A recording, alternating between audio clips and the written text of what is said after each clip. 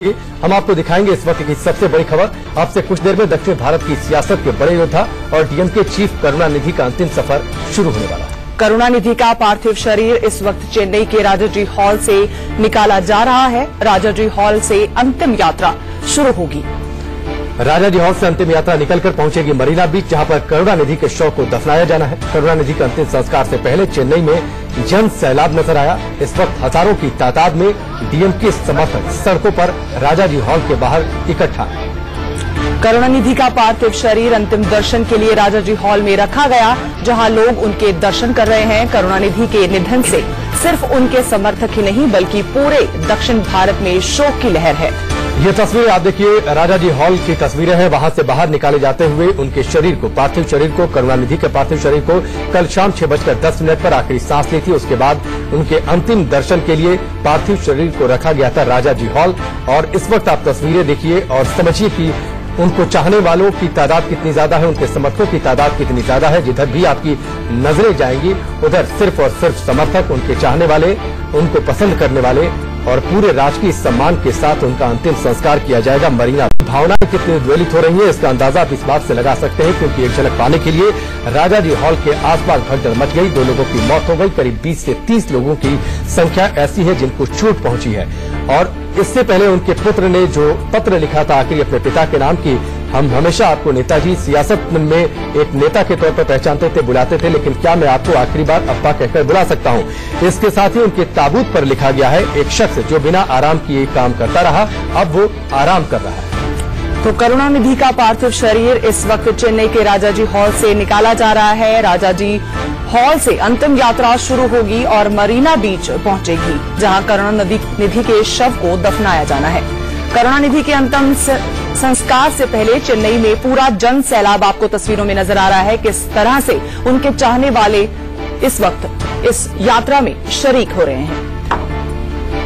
इससे पहले जब कल जैसे ही निधन की खबर आई, अपडेट आपको ये भी कर दें कि उसके बाद विवाद उठा उनके अंतिम संस्कार वाली जगह पर। डीएमके की ओर से ये मांग की गई कि मरीना बीच पर अंतिम संस्कार हो। मरीना बीच वो जगह है जहां पर उनके राजनीतिक गुरु अन्ना दुरई का अंतिम संस्कार किया गया था। इसके बाद एमजीआर को भी वहीं पर दफनाया गया था, जयललिता को भी वहां पर दफनाया गया था। डीएमके की ओर से ये मांग उठी तो तब तमिलनाडु सरकार ने यह कहते हुए मना कर दिया कि चूंकि वो, फिलहाल तस्वीरें आप देखिए, स्टालिन आपको तस्वीरों में दिखाई दे रहे हैं, गमगीन है। और दिन भर जो तस्वीरें हम तक पहुंची हैं, रोते हुए बिलखते हुए पुत्र हैं करुणानिधि के, और पिता की जो सियासत की विरासत है उसे आगे लेकर उन्हें जाना है। कार्यकारी अध्यक्ष है, डीएमके पार्टी का जिम्मा इनके कंधों पर है और आगे जो अब पिता की जो विरासत है उसे ले चलने का जिम्मा। लेकिन फिलहाल ताबूत में तस्वीर करुणानिधि की अपने अंतिम यात्रा पर निकल पड़े हैं और ये अंतिम यात्रा पहुंचेगी मरीना बीच तक।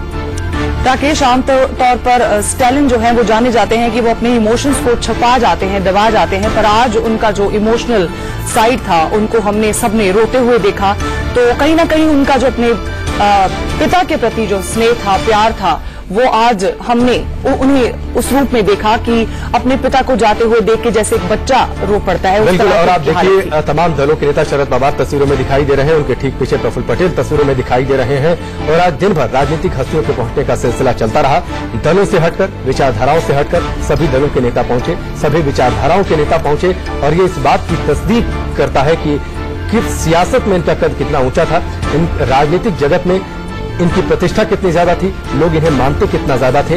अंतिम सफर पर यह आखिरी तस्वीर करुणानिधि की तस्वीर। 60 सालों तक विधानसभा में रहे, चुनावी समर में आए तो कभी चुनाव हारे नहीं। अंतिम दर्शन करने के लिए प्रधानमंत्री नरेंद्र मोदी भी पहुंचे। राहुल गांधी, केजरीवाल, ममता बनर्जी, वो सब इनको अंतिम दर्शन करने के लिए पहुंचे। इनके साथ साथ फिल्मी जगत के कई सितारे, specially south Indian film industry के कई सितारे अंतिम दर्शन के लिए पहुंचे आज वहां पर।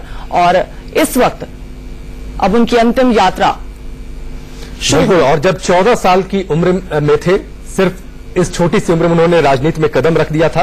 जब पेरियार द्रविड़ आंदोलन के पुरोधा हुआ करते थे, उनके संपर्क में आए, द्रविड़ आंदोलन में इन्होंने कदम रखा था।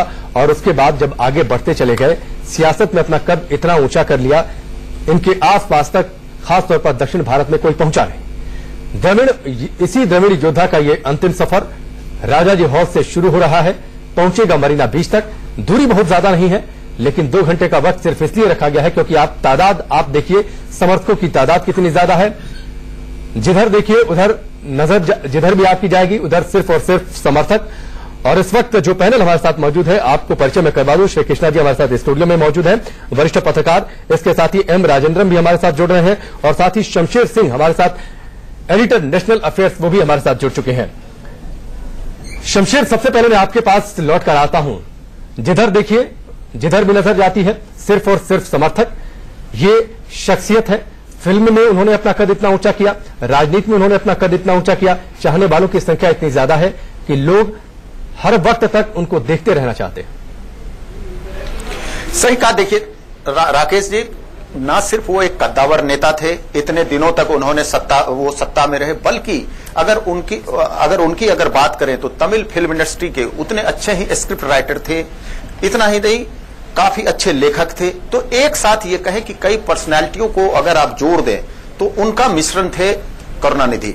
और उनकी लोकप्रियता का अंदाजा आप इसी से, जो जितनी भीड़ है, जब से वो हॉस्पिटल में गए थे, जिस तरह वहां लोगों की भीड़ थी, जिस तरह लगातार लोग वहां पहुंच रहे थे, रो रहे थे, जो हालत आप देख रहे हैं वहां। और अभी जब उनकी अंतिम यात्रा निकल रही है, जो तस्वीरें आप देख रहे हैं, जो दर्शक हमारे उन तस्वीरों को देख रहे हैं, तो इससे अंदाजा लगा सकते हैं कि कितनी ज्यादा उनकी लोकप्रियता थी। इतने सालों तक, 60 सालों तक वो सत्ता में बने रहे। जब पहली बार वो विधायक बने थे तो नेहरू जी प्रधानमंत्री हुआ करते थे जी। और चौथी पीढ़ी यानी राहुल गांधी कांग्रेस अध्यक्ष हैं, उस समय नेहरू जी प्रधानमंत्री और कांग्रेस अध्यक्ष हुआ करते थे। और अब चौथी पीढ़ी, जब विधायक थे तो चौथी पीढ़ी यानी राहुल गांधी कांग्रेस के अध्यक्ष हैं। तो इससे अंदाजा लगाइए कि 6 दशक तक उन्होंने, 4 पीढ़ी एक पार्टी की गुजर गई, तब तक वो सत्ता में रहे और कभी चुनाव हारे नहीं। तो ये जो जन समर्थन है, ये जो जन सैलाव है, ये जो नेताओं का जमावड़ा है, चाहे किसी भी पार्टी के क्यों ना हो, उनके विरोधी पार्टी के हो, लगातार उनके सत्ता में जो उनकी खामियां को गिनाने वाले पार्टी के लोग हों, तमाम नेता वहां पहुंचे हैं उन्हें श्रद्धांजलि देने। कोई पार्टी लाइन नहीं, पार्टी लाइन से ऊपर हटकर, और लोगों का जन सैलाव। इसी से ये पता चलता है कि क्या कद था उनका, कितने लोकप्रिय थे। और राजनीति से लेकर, चाहे वो फिल्म के क्षेत्र में हो, लेखन के क्षेत्र में हो, उनका कद कितना बड़ा था। राकेश जी, शमशेर आप हमारे साथ बने रहिए। हम बात करना चाहेंगे, हमारे स्टूडियो में हमारे साथ जुड़ चुके हैं श्री कृष्णा, सीनियर जर्नलिस्ट हैं। आपसे जानना चाहेंगे कि जो उनकी लेगेसी है, उसके बारे में अगर आप हमें बता सकें, और डीएमके के बारे में अगर आप हमें बता सकें, जो लेगेसी वो पीछे छोड़ गए हैं।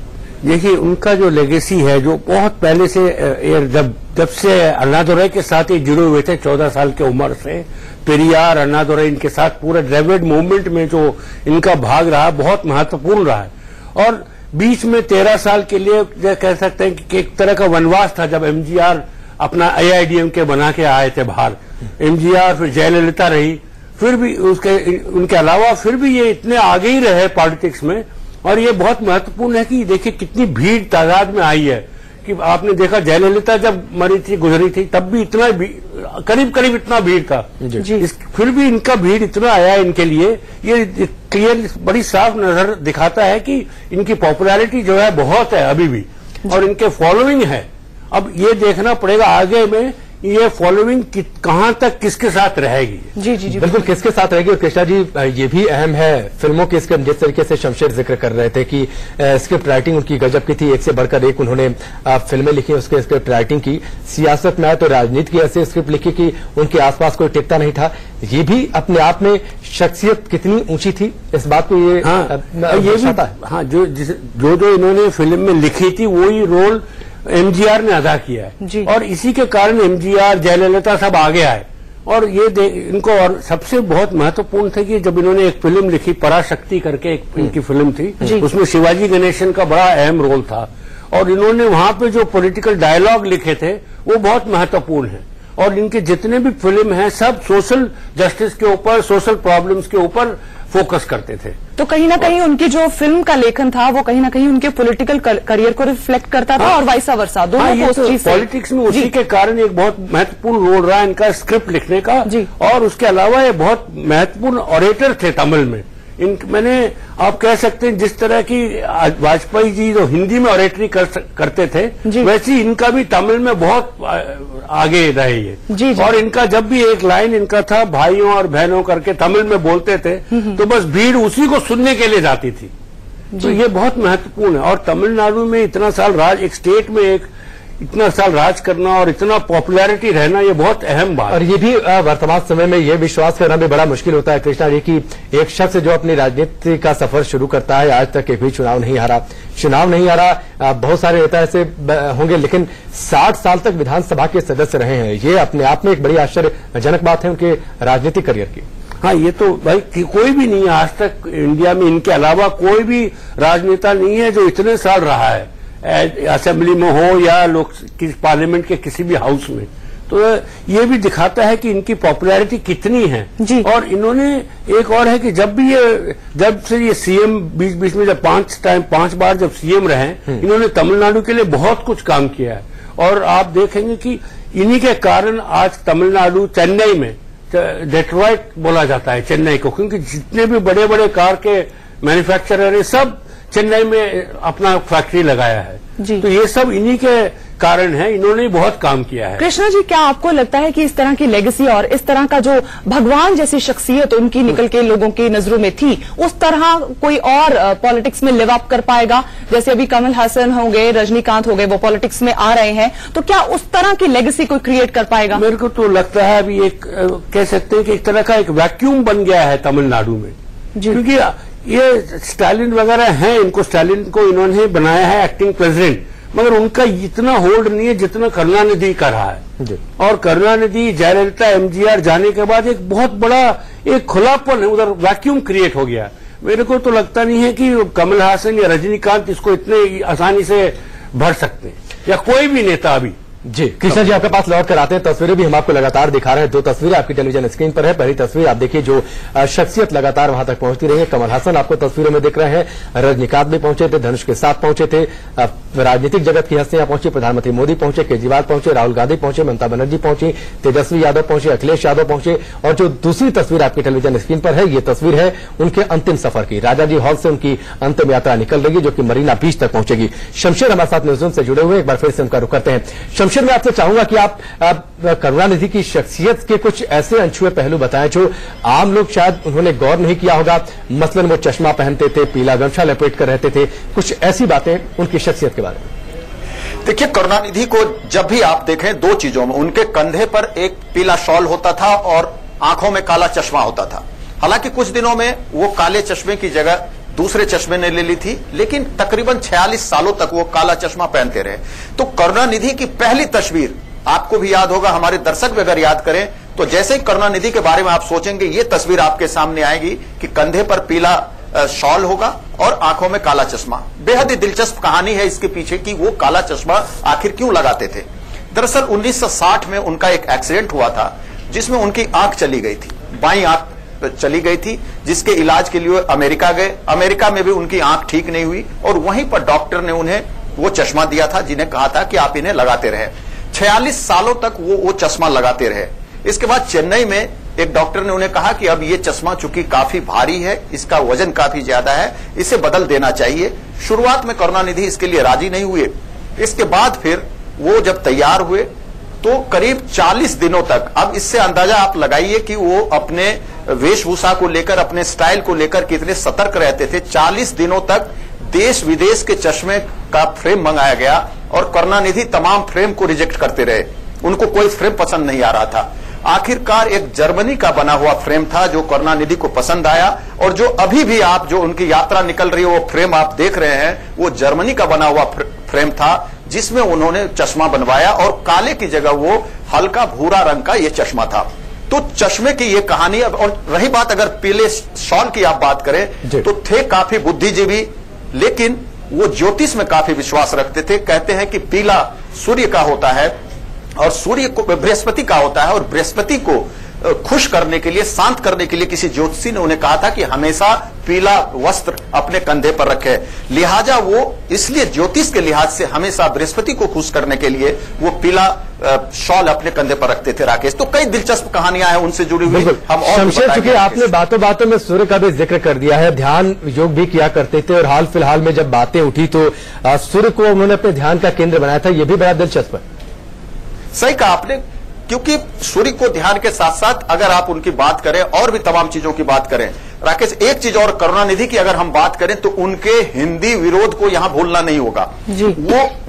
उन्होंने अपनी जमीन तैयार की हिंदी विरोध के कारण। चेन्नई में, दक्षिण इंडिया में अगर वहां विरोध होता था, हिंदी की विरोध हुई और उस विरोध में सबसे मुखर रहे थे और मुख्यमंत्री की कुर्सी तक पहुंचने में उनका हिंदी विरोध सबसे ज्यादा, वो हिंदी के बेहद विरोधी थे। हिंदी विरोधी जितने भी आंदोलन होते थे उसके वो अगवा होते थे।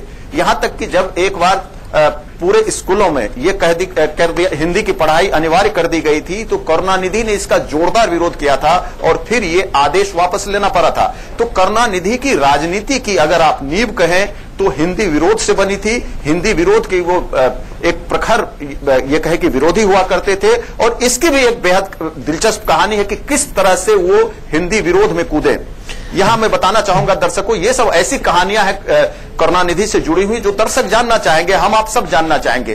दरअसल डालमिया ने एक फैक्ट्री लगाई थी, सीमेंट की फैक्ट्री लगाई थी। चलिए शमशेर, मैं आपके पास लौट कर आऊंगा। हिंदी विरोध का आपने जिक्र किया, कई मान्यताओं का वो विरोध करते थे।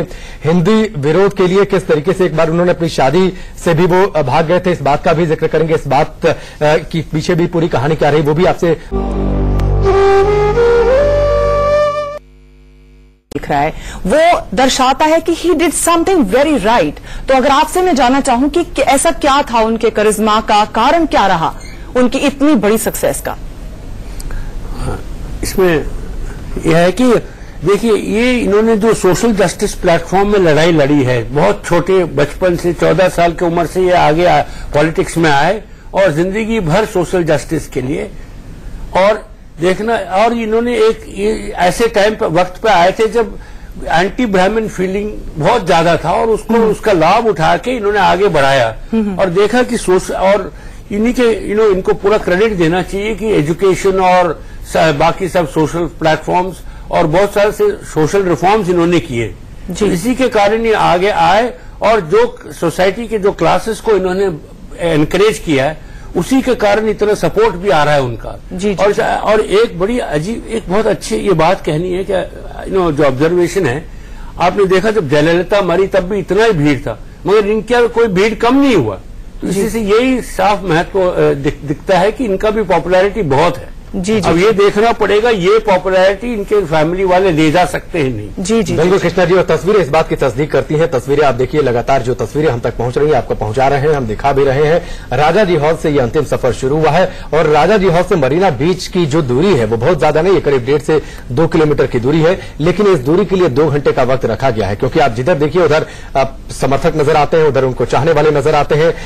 या गाड़ी देखिए, फूलों से सजाया गया है इस गाड़ी को। ठीक इस गाड़ी के पीछे जो उनके पार्थिव शरीर को रखा गया है, होते हुए ये सफर आगे पहुंच रहा है। मरीना बीच तक ये पहुंचेगा सफर।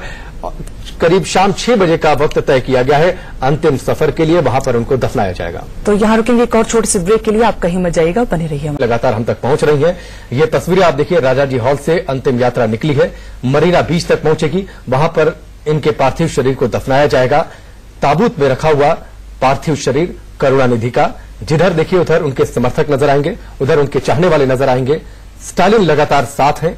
स्टालिन को हमने तस्वीरों में देखा रोते हुए, बिलखते हुए। और ये सिर्फ स्टालिन की बात नहीं है, जो करोड़ों समर्थक हैं वो भी लगातार रो रहे हैं, बिलख रहे हैं। वो इस बात की उम्मीद नहीं कर पा रहे, वो इस बात को अभी तक नहीं समझ पा रहे कि आखिरकार करुणानिधि उनको छोड़कर क्यों चले गए।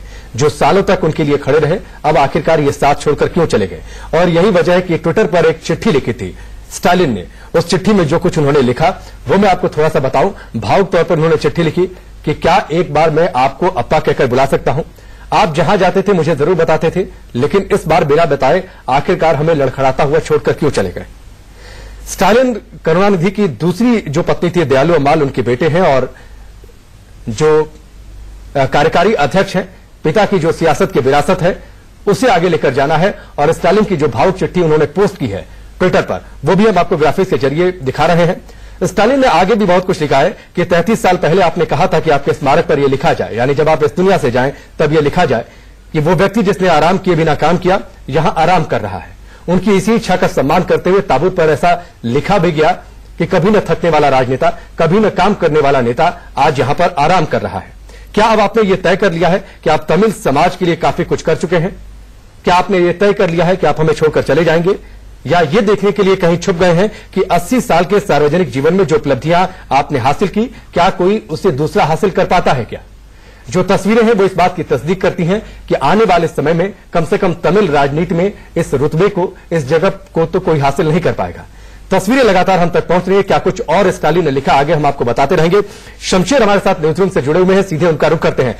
शमशेर, तस्वीरें भावुक कर देने वाली हैं। प्रशंसक रो रहे हैं, बिलख रहे हैं, जो उनके समर्थक हैं। लगातार करोड़ों की तादाद है और शायद ऐसा रुतबा किसी को हासिल न हो। लेकिन एक दिलचस्प बात, चूंकि आपने ब्रेक से पहले जिस बात का जिक्र किया था, हिंदी विरोध का जिक्र किया था, हिंदी विरोध की इनकी कहानी बड़ी दिलचस्प है। सितंबर 1944 का शायद वक्त था, अगर मैं ठीक हूं शमशेर, 20 साल के थे उस वक्त। ये शादी होनी थी, बगल से रैली निकलती है, हिंदी विरोधी नारे लगाए जाते हैं। शादी छोड़कर दूल्हे के वेश में थे, उस रैली में शामिल हो जाते हैं, शादी छोड़कर भाग जाते हैं। हालांकि बाद में उन्हें पकड़ कर लाया गया, तब शादी हुई इनकी। सही कहा आपने, यही वाकया था।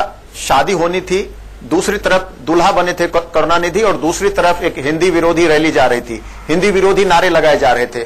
और उस नारे ने, उस स्लोगन ने और हिंदी विरोध कहें, करुणानिधि को इतना अपनी तरफ खींचा कि वो दूल्हे के भेष में वहां शामिल हो गए जाकर। बाद में हालांकि उन्हें पकड़ कर लाया गया और इसके बाद शादी के बाद वो लगातार ये कहे कि वो हिंदी आंदोलन में जुड़े रहे। और एक टर्निंग पॉइंट जो कहे, जिससे सबसे ज्यादा इनको देश की राजनीति के लोग जाने, पूरे देश के लोगों ने जाना, वो ये था कि डालमिया का एक सीमेंट फैक्ट्री शुरू हुआ था, सीमेंट प्रोजेक्ट था, जहां पर लोकल लोगों को काफी नौकरियां दी गई थी। इसके बाद यह हुआ कि उस शहर का नाम डालमियापुरम रख दिया जाए, क्योंकि लोकल लोगों को नौकरी दी गई है एक सम्मान के तहत। लेकिन जैसा ही नाम रखा गया, यहां पर करुणानिधि अपने समर्थकों के साथ पहुंचे और आंदोलन छेड़ दिया। जो स्टेशन बना था, जो स्टेशन का बोर्ड लगाया गया था डालमियापुरम, पहले तो उसे पीले रंग का बोर्ड था, डालमियापुरम लिखा हुआ था, उसको काले रंग से पोत दिया गया। इसके बाद शहर में जितने भी पोस्टर्स, जितने भी बोर्ड थे, जितनी भी चीजें थी जो हिंदी में थी, उसको तोड़ फोड़ किया गया, उसे तोड़ दिया गया। और खुद करुणानिधि पटरी पर लेट गए कि जब तक इस शहर का नाम वापस, जो तमिल नाम है, वो नहीं रखा जाएगा, ये आंदोलन खत्म नहीं होगा। और सरकार को झुकना पड़ा और फिर जो डालमियापुरम था उसका नाम बदलकर वो वही ओरिजिनल नाम रखा गया जो लोकल शहर का नाम हुआ करता था। ये एक ऐसी घटना थी जिसने पूरे देश में, पूरे देश के लोग ये जान गए कि करुणानिधि नाम का कोई शख्स है तमिलनाडु में जो हिंदी का इतना बड़ा विरोधी है, और वो आंदोलन, उसकी आंदोलन की धार कितनी तेज है। तो इसके बाद से वहां से जो सफर शुरू हुआ इनका, और वो सफर फिर वो सीधे मुख्यमंत्री की कुर्सी तक पहुंचे और फिर वो सफर लगातार जारी रहा। राकेश, शमशेर, आप पॉलिटिक्स कवर करते हैं, आपने बहुत पॉलिटिशियंस देखे होंगे। किसी पॉलिटिशियंस के लिए इतना प्यार, जन सैलाब सड़कों पर है, लगभग 10 दिन तक लोग अस्पताल के बाहर डेरा जमाए बैठे थे। इस तरह का प्यार एक पॉलिटिशियंस के लिए क्या आपने पहले कभी देखा? देखिए, इतना ज्यादा जनसमूह, हालांकि अगर आप जयललिता की बात करें तो जयललिता का जब देहांत हुआ था तो उस समय भी काफी ज्यादा भीड़ थी। इसके अलावा एक वाकया मुझे और भी याद आ रहा है जो मैंने देखा है। जब बीजू पटनायक जो उड़ीसा के मुख्यमंत्री होते थे, केंद्र में भी मंत्री होते थे, जब बीजू पटनायक जब मरे थे तो उस समय भी इतनी काफी ज्यादा भीड़ थी। और जब उनको पुरी में उनका अंतिम संस्कार किया गया था तो भुवनेश्वर से पुरी करीब 70 किलोमीटर का जो सफर है, वहां वो पूरा भरा हुआ था। खचा वहां यह कहे कि लोग यहां से 70 किलोमीटर तक लोग उस जनाजे में चल रहे थे जब उनका ले जाया गया था, जब पुरी में अंतिम संस्कार के लिए। तो ये दो वाकया मुझे याद है। लेकिन अगर आप तुलना की अगर बात करें तो मैं तुलना नहीं करना चाहूंगा। यहां चाहे जयललिता में भी काफी ज्यादा भीड़ थी, कई दिनों से समर्थक थे, रो रहे थे। जो हाल आप यहां देख रहे हैं वही हालत बीजू पटनायक में था। और तीसरे ये नेता हैं जहां मुझे, अगर मेरी बात आप करें तो जो मैं देख रहा हूं, इतनी भारी संख्या में लोग हैं और न सिर्फ इनकी अंतिम यात्रा में शामिल हो रहे हैं, अंतिम दर्शन के लिए आए, बल्कि जब ये अस्पताल में बीमार थे तब भी इनके जो समर्थक थे, इनके चाहने वाले थे, उनकी उतनी ही भीड़ थी। और यही वजह है कि जैसे ही कल उनकी तबीयत बिगड़ी, उनका आखिरी हेल्थ बुलेटिन आया तो उसके बाद से तमाम ये कहें कि एक तरह से शहर में कर्फ्यू लग गई, बसें बंद कर दी गई, तमाम चीजें पुलिस के इंतजाम किए गए, बाकी जिलों से हर जिलों में अलर्ट जारी किया गया कि समर्थक जब जुटना शुरू हो गए, इनके चाहने वाले जब लाखों की संख्या में जुटेंगे तो कहीं लॉ ऑर्डर का खतरा न पैदा हो जाए। तो ये इनकी लोकप्रियता है, ये भीड़ आप देख रहे हैं। और जो हमारे बताया जा रहा है कि कई सारे काम किए इन्होंने तमिलनाडु में, ये कहें कि सामाजिक न्याय को लेकर, गरीबों को लेकर काम भी इन्होंने खूब किया है। तो इनकी लोकप्रियता की एक बड़ी वजह यह भी है कि इन्होंने गरीब तबके के लिए, निचले तबके के लिए काम भी खूब किया है और काफी ज्यादा विकास भी किया है इन्होंने। जी शमशेर, तो लोगों के लिए जो काम किया है वो कहीं ना कहीं इस जन सैलाब से जाहिर भी होता है। और एक बात आपसे जो मैं डिस्कस करना चाहूंगी, आपकी उस पर टिप्पणी चाहूंगी कि both houses of the parliament has been adjourn today. तो ये भी अपने आप में पहली बार हुआ है कि दोनों हाउसेज को अडजर्न कर दिया गया हो आज।